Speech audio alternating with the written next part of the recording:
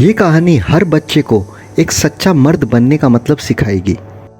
राहुल एक 14 साल का जवान लड़का था। उसके पापा काफ़ी दिनों से बीमार चल रहे थे।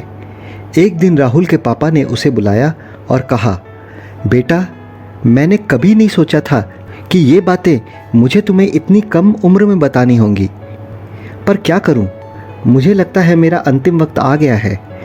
सुनकर राहुल ने कहा, नहीं पापा, ये आप कैसी बातें कर रहे हैं? अभी तो आपको काफ़ी जीना है, आखिर अंजू की शादी भी करनी है। पर राहुल के पिता ने कहा, बेटा, मेरे पास ज़्यादा समय नहीं है और अब तेरा मर्द बनने का वक्त आ गया है, तो तुझे मुझे 4 वचन देने होंगे। राहुल ने कहा, आज्ञा दीजिए पिताजी। पिता ने कहा, पहला वचन, बेटा याद रखना, तू चाहे कितना भी ईमानदार, मेहनती और अच्छा क्यों न बन जाए, दुनिया को उससे कोई फ़र्क नहीं पड़ता।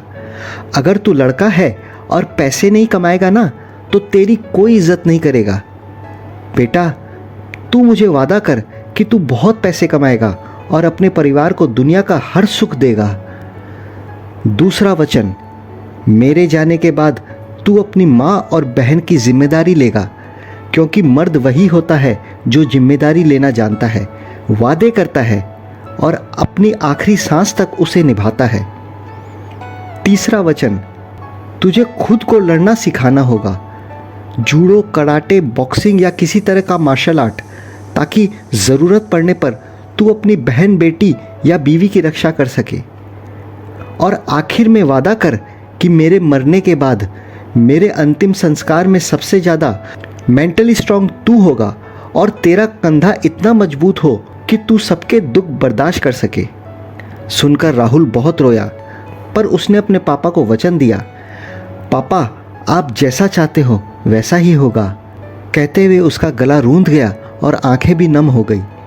पर उसने देखा कि पापा की आंखों में अजीब सा संतोष और सुकून है। वो रात राहुल जिंदगी में कभी नहीं भूल सकता, क्योंकि आज वह सच्चा मर्द बनने का मतलब जान चुका था। हम सबकी ज़िंदगी में कभी न कभी ऐसा वक्त ज़रूर आता है जब हमें अपनी जिम्मेदारियों को समझकर, पहचान कर उन्हें निभाना होता है, और तभी वह सच्चा मर्द कहलाता है। ये कहानी हर बच्चे को मर्द बनने का मतलब समझाकर उसे एक सच्चा मर्द बनना सिखाएगी। ओ